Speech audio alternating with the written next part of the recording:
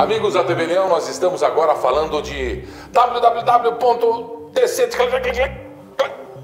Alguém entrou, ué, minha conta do banco, alguém vai, enfim.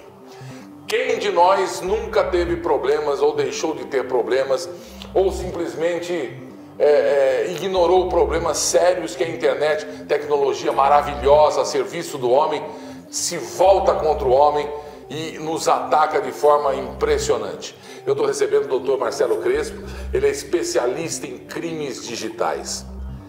Tá uma monstruosidade o volume de crimes digitais, não tá não, doutor? Sim. Bom recebê-lo aqui, muito obrigado. Em primeiro lugar, eu agradeço o convite, uma satisfação poder participar desse programa, desse grande comunicador que é você. Obrigado, querido, obrigado. Sim, sem dúvida, os crimes digitais eles estão cada vez mais em voga, não é? Existem cada vez artifícios mais elaborados para enganar as pessoas, para que elas caiam em golpes, não é? Antigamente, a gente falava muito do crime de estelionato, que ele era praticado face a face, no tete a tete. Né? Você ia, por exemplo, lá na Praça da Sé, isso ainda tem por aí. Comprava um bilhete premiado da loteria. Comprava um bilhete premiado, ou comprava o Pão de Açúcar. Uma cota do Pão de Açúcar, uma cota da Torre Eiffel. Terreno no litoral. Terreno no litoral. Largura não sei, em profundidade. Isso. Né? Então, assim, esses golpes, eles acabam sendo também atualizados pela tecnologia. Afinal de contas, todos nós, é impossível hoje viver sem a tecnologia, não é? Claro que no Brasil muito grande, ainda há rincões que a tecnologia não chega com essa intensidade, mas grande parte das pessoas já é vítima desse tipo de crime. Os bancos exigem que a gente não vá mais às agências e use o computador para transitar dinheiro, para pagar contas, claro. Né, e nos dão a garantia disso. Né? Sem dúvida. A culpa se der algum problema é do banco?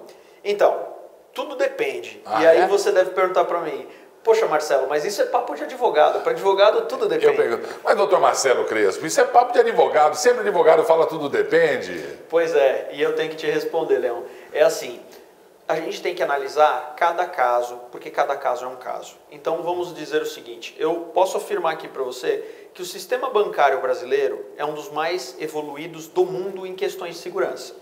Agora, existe um problema, que é a ponta final, que somos nós. As pessoas causam muitas situações em que se expõem indevidamente e acabam perdendo seus dados pessoais. Então, muitas vezes as pessoas dizem assim, Marcelo, invadiram minha conta no banco e pegaram meu dinheiro. Marcelo, invadiram o meu perfil do Facebook e fizeram alguma coisa. E eu digo em primeiro lugar, não é que invadiram. Você forneceu as suas credenciais, ainda que sem saber. E esse é um problema que é complexo, porque normalmente você tem uma mensagem que lhe é enviada por um estelionatário, um falsário, um hacker, que não precisa ser muito hacker, na verdade, é apenas um espertalhão, que se passa por você, que se passa por um artista e manda uma informação para a pessoa dizendo, olha, se inscreva aqui para participar do programa do Leão, olha, clique aqui para atualizar o seu sistema no banco. E quando a pessoa faz isso, Leão, o que acontece? Ela instala no computador dela um vírus computacional. E o que é um vírus? Nada mais é do que um programinha de computador. Você põe um processador de texto, você põe um antivírus, e são programas. O vírus também é um programa, só que as funções dele são malignas, são deletérias. Então, quando esse programa está instalado na sua máquina, ele tem uma possibilidade de captar tudo aquilo que você digita. Então, se você colocou o seu login, escreveu lá, Leão, aí colocou a senha. Pensando que só os pontinhos iam para lá. Só que o cara já está com a minha senhona ali, né? Porque tem o programa que está captando isso. E isso vai direto no e-mail do falsário. Então não é que ele invadiu porque ele, digamos assim, forçou uma entrada na sua máquina. Ele que abriu a porta da garagem. Exatamente. Pode entrar, vai para os quartos, vai para a cozinha. É o que realmente acontece na maioria das vezes. Uma falhazinha, um descuido e eles estão ali dentro. E isso tudo baseado na curiosidade das pessoas. Eu costumo brincar, é uma brincadeira, né? Eu falo assim, você quer chamar a atenção de um homem? Manda lá um e-mail falando que tem mulher pelada. Homem é tonto? E clica.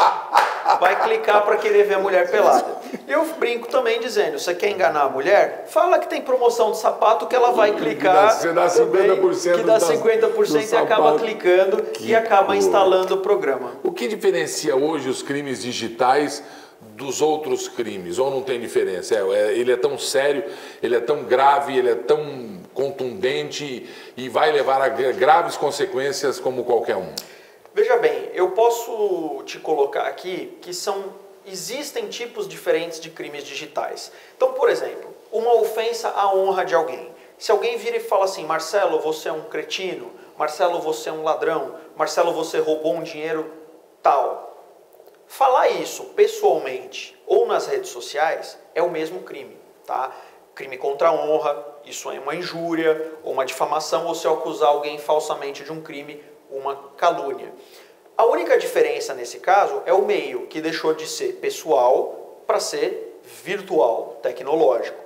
A pena é a mesma, a possibilidade de ser condenado é a mesma. O que diferencia é como você faz essa prova. Porque se você está pessoalmente xingando, ofendendo alguém... A palavra morreu. Morreu, a menos que você tenha uma testemunha. Entendi. Ou uma câmera com uma gravação. Se você faz isso na rede social, tem as pessoas que vão dar o like, que vão fazer o compartilhamento daquela informação. E ela vai ficar ali. E ela vai ficar ali. E fica, inclusive, registrado na máquina das pessoas. E uma das coisas que as pessoas muitas vezes acreditam que não acontece, no meio digital, tudo aquilo que se faz fica registrado. Ainda que você imagine que não. Eu vou dar um exemplo rapidinho, tentando deixar isso um assunto um pouco complexo de uma forma mais clara. Mesmo quando você apaga uma informação do seu computador, ela continua lá. No computador? No computador. E você vai falar assim, como assim? Se eu estou apagando, como é que ela continua? Eu tenho um diálogo com você no Skype. Limpei o histórico. Em tese, essa informação continua lá. No meu computador. No seu computador. Por quê? A memória de um computador funciona mais ou menos como uma prateleira em que você coloca livros. Imagine uma biblioteca cheia de prateleiras. Então, quando você põe uma informação, essa informação vai na prateleira. Quando você apaga do computador, ele não exclui essa informação da máquina, não sai fisicamente da sua máquina. É como se ele tirasse o livro da prateleira e jogasse no chão. Então você nunca mais vai encontrar... Fica no limbo do computador. Fica no limbo. Que você não enxerga. Que não enxerga. E nem o computador vai te cobrar aquele espaço da memória porque está na prateleira. Está no limbo, não está na prateleira. Exatamente. Então você não consegue localizar, porque ele só localiza o que está na prateleira e fica lá disponível. E existem pessoas capacitadas tecnicamente que podem recuperar essas informações. Entendi. Inclusive há profissionais especializados no que eles chamam de recuperação de desastres. Existem, por exemplo, computadores, memórias, pendrives que são vítimas de fogo, água, um carro passa por cima, às vezes se quebra ao meio tudo. E recupera, se não tudo, mas parte dessas informações. Uma coisa que está acontecendo, que bom que o senhor veio aqui, porque eu estou com a cabeça inchada. Ontem eu li que o cara que inventou o Facebook estava lá também dando opinião dele, esse negócio todo. O FBI está querendo entrar no telefone dos terroristas. Prenderam lá o terrorista, o cara com a mulher lá matou não sei quanto lá em Paris, lá não sei o que, pegaram nos Estados Unidos, prenderam o cara, querem entrar no telefone dele. É um telefone iPhone. A Apple só que sabe descriptografar aquelas mensagens lá. Ela se recusa. O mundo, inclusive eu, acho um absurdo. Se ela tem a criptografia que é para proteger o dono do aparelho, eu acho que existem outros modos. O FBI quer que ela simplesmente entregue a ele o jeito de descriptografar. Quando, na verdade, eu já vou dar a minha opinião, você vai falar o certo é o que ele vai dizer, não sou eu que estou dizendo. A minha opinião é que existem modos e situações para que se descriptalize ou desconfigure ou leia o que está em código dentro de um aparelho de por exemplo, bandido. Isso tudo através da justiça. Pedir-se a um juiz que dê uma autorização para o caso exclusivo de ser o terrorista, porque senão eu estou perdido. Senão vão descobrir, tudo meus podres vão descobrir no meu telefone. Não só os seus podres, qualquer coisa sobre você. O que acontece é o seguinte, em primeiro lugar a gente precisa pensar que... A Hillary vai presa, porque tem aquele lance dela também nos e-mails. Exatamente. O que se precisa pensar inicialmente é o seguinte, a legislação e a forma de aplicação das leis nos Estados Unidos é diferente do Brasil. Então é muito importante você trazer esse caso, porque é atual, é uma discussão muito importante. Eu estou impressionado com o que está acontecendo. Mas a gente precisa pensar que é um pouco diferente. É claro que, vamos pensar no Brasil em primeiro lugar. Aqui precisaria de uma ordem judicial, né, para conseguir essa, digamos assim, quebra da privacidade da pessoa. Do terrorista. Porque até uma então, pessoa. Até então, não havendo uma decisão judicial dizendo que alguém é bandido, é terrorista, aquela pessoa não pode ser considerada bandido ou terrorista. E lá ele não tá taxado como terrorista? Não, veja... Ele e a esposa tá sim.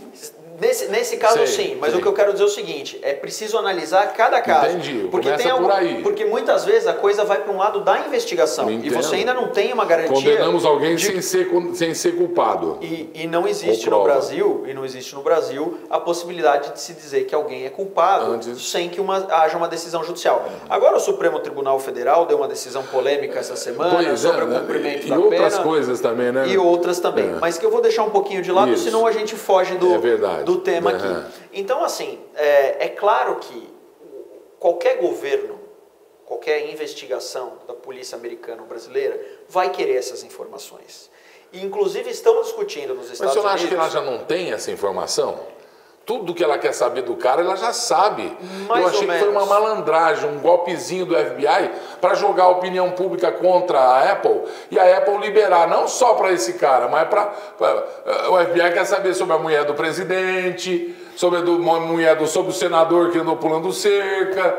É isso, eles querem saber, eles querem dominar a informação do mundo. Quem tem informação é rei. Isso pode até acontecer. Eu não posso, digamos assim, fazer uma afirmação tão precisa de que é isso, mas a gente não pode desconfiar de nada, porque inclusive no caso do Edward Snowden, que teve repercussões aqui no Brasil, eu atuei nesse caso. Não diga. Inclusive, conheci um amigo dele que estava no Brasil também. Na investigação. Ele falou sobre esse caso ontem também. Ele disse que o FBI já sabe de tudo já. Então, essas coisas acontecem e vejam que naquela época foi noticiado, inclusive, que eles obtiveram informações da Presidência da República. Isso. Né? Então, eu não posso duvidar dessa situação. É claro que pode haver esse estilo de joga pra galera para tentar ver o que acontece. É bem FBI mesmo. Né? O que é que o governo brasileiro precisa fazer o quê para colocar o Brasil no rumo dos de primeiro lá na era da informática? Eu vou dizer o seguinte, o Brasil... Eu vou colocar que recentemente aprovou a Lei 12.737, que ficou conhecida como Lei Carolina Dickmann, no ano 2012. E que o nome é péssimo, não por causa da Carolina Dickmann, mas porque a lei que foi aprovada não se relaciona em nada com os fatos que ela foi vítima de vazamento. Vazamento da foto. A conduta que praticaram com ela foi uma conduta extorsiva. É assim, Carolina, se você não me pagar tanto, eu divulgo as fotos. Como que eles conseguiram a foto? Com um vírus que instalaram no computador dela, porque ela clicou em alguma coisa que não devia e essa pessoa teve acesso às fotos. Então, o que houve ali foi uma extorsão. É a mesma coisa de você fazer sem a tecnologia. Ou você me dá tanto, senão eu mato a sua família. Isso é extorsão tanto quanto. Terrível. Pena de 4 a 10 anos. Para começar. A Lei 12.737 traz uma conduta muito complexa para conseguir atribuir a uma pessoa. A conduta narrada, tecnicamente a gente chama de tipo penal, que é o modelo de conduta que proíbe que as pessoas que pode pratiquem. cometer o crime. Exatamente. Então, na Lei 12.737, essa conduta ela é muito complexa, porque é fazer uma invasão a um dispositivo informático, conectado ou não à internet, mediante violação indevida de senha, para obter, destruir... Doutor, pelo amor de Deus, eu estou deletando. Precisa congregar tudo isso que eu falei para dizer, esse é um crime. Entendi. E o problema é que no caso desse crime, a pena veio muito baixa. Então o que o Brasil precisaria fazer? Na verdade, o nosso legislativo costuma fazer como Pilatos. Lava as mãos, né, e joga pra galera. Ó, aqui, ó, nós fizemos a legislação. Só que essa legislação acaba não sendo técnica e acaba muitas vezes não sendo utilizada. Uma das coisas que eu bato na tecla faz muito tempo, Gilberto, que as pessoas, talvez o leigo não tenha essa percepção. No Brasil, a gente tem mais de 1.700 crimes. Tipos de crimes? Tipos de crimes. É pouco? Não é pouco. Não, é muita coisa. É crime para chuchu. Nós temos mais de 181 mil leis. Muitas delas que não são aplicáveis. Então eu bato muito na tecla que a gente precisa muitas vezes parar com a ideia de que a gente precisa de lei. A gente precisa de efetividade no cumprimento da lei. A lei já está lá. Se a gente conseguir cumprir as leis que a gente já tem, é lindo, seria maravilhoso. Então não adianta falar, não, precisamos mudar a lei, precisamos mudar a lei, precisamos mudar a lei. Eu digo, não, precisamos cumprir a lei. E a lei só será cumprida se houver fiscalização, se houver estrutura da polícia, se houver um judiciário que não fique abarrotado. Aí tem um problema sério também, né? É uma complexidade que não se faz. Não é estalando o dedo que isso se resolve. Mas também não é com uma solução mágica de dizer que se vai criar uma lei que os crimes diminuem. E eu sou muito crítico dessas questões que eu coloco como populistas, eu respeito a opinião das outras pessoas, mas assim, vamos instituir a pena de morte, vamos reduzir a maioridade penal, vamos fazer as leis todas mais duras. Veja, desde a aprovação da lei dos crimes hediondos, os crimes só aumentaram, nunca diminuíram. Então o que eu digo é o seguinte, se você põe uma pena de morte, por exemplo, no Brasil, e aí fugindo da tecnologia, o que vai acontecer com quem vai matar? Vai continuar matando, porque a certeza é da impunidade. E do não cumprimento da lei. E além de tudo ele pode pensar, bom, eu só posso ser morto uma vez, então eu mato 4 vidas, é a mesma coisa. Complica mais ainda. Complica mais. Mas isso fugindo um pouco aqui do nosso tema, mas é uma coisa importante para a gente pensar na legislação, já que você perguntou o que o Brasil pode fazer, pode dar condição decente para as polícias, que não tem, muitas vezes, uma carreira estruturada decentemente, não tem material humano, especialista, né? Isso precisa ser feito. E leis melhores. Deus te abençoe, parabéns. Obrigado. Conversamos, que assunto palpitante, ficaria aqui. Meu Deus, doutor Marcelo Crespo, especialista em crimes digitais, aqui na nossa TV Leão. Claro, a nova cara da web. Você pode tirar dúvidas. Assista o canal Nas Garras do Leão.